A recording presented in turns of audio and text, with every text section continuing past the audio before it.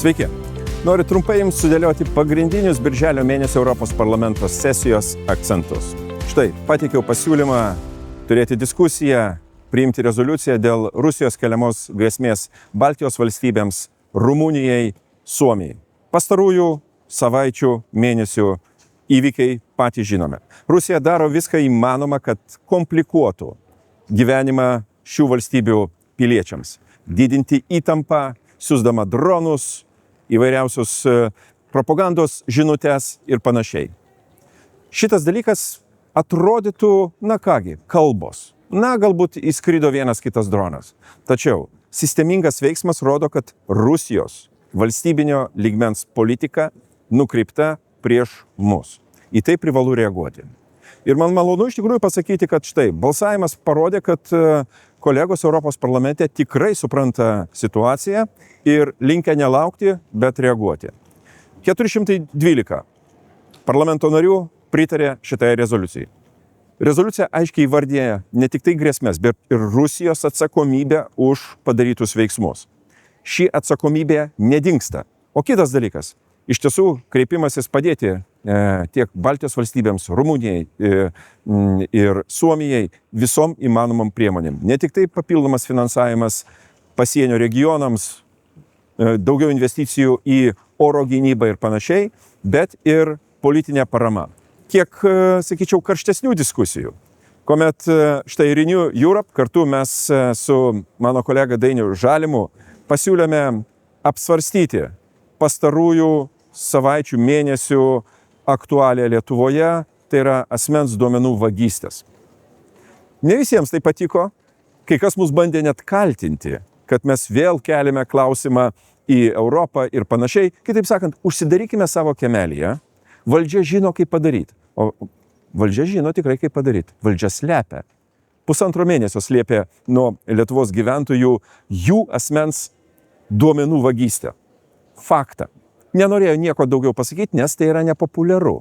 Bijojo prasitarti, rado tariamai atsakingus, departamento direktorių nuėmė, registrų centro vadovą nuėmė, bet sprendimai glūdi matyti kitur. Mes kalbame apie europinio lygmens reglamentą, kitaip sakant, tiesiogiai taikomą dokumentą, tai yra duomenų apsaugos dokumentą, kuris yra europinio lygmens. Kitaip sakant, sprendimas turi būti čia.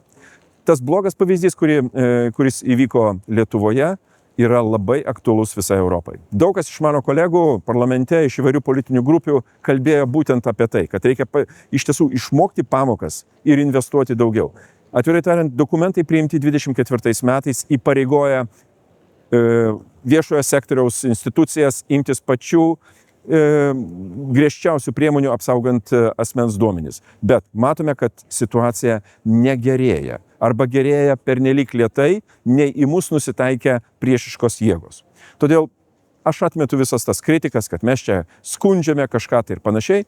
Aš nenoriu gyventi kolchoze, kur kai kas pripratęs prie nurodinėjimų ir panašiai, nutylėjimų, slėpimų, nori mūsų gyvenimą tvarkyti taip prieš mūsų valią.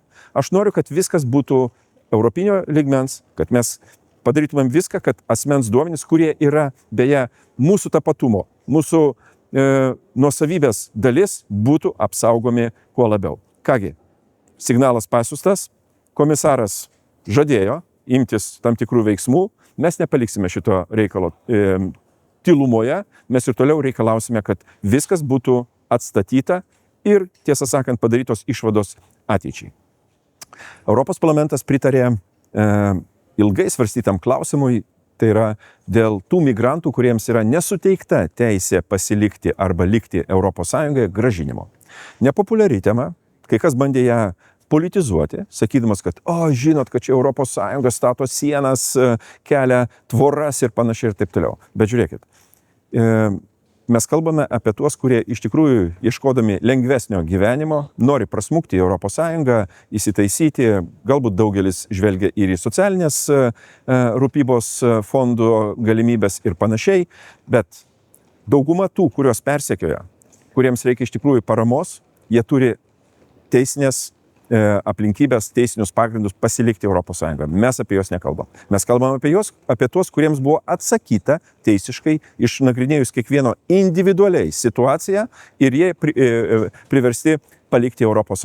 Aš pritariau tokiam sprendimui, nes aš manau, kad atsižvelgiant į dabartinę situaciją, ypač situaciją kai kuriuose valstybėse narėse, mes privalome imtis dažnai nepopuliarių, bet reikalingų sprendimų, kurie beje grindžiami europinę teisę ir tarptautinę patirtim, todėl čia nėra nieko pažeidžiančio. Kągi, vasara įsibėgėja, aš turiu pasakyti, štai darome šį įrašą ir Strasbūre, Alzase yra 35 laipsniai šilumos. Kitaip sakant, temperatūra kyla kartu su politinės veiklos aplinkybėmis, bet tai netrukdo mums susikoncentruoti ir padaryti tuos sprendimus, kurie reikalingi jums, man ir mums visiems kartu. Gero jums savaitgalio.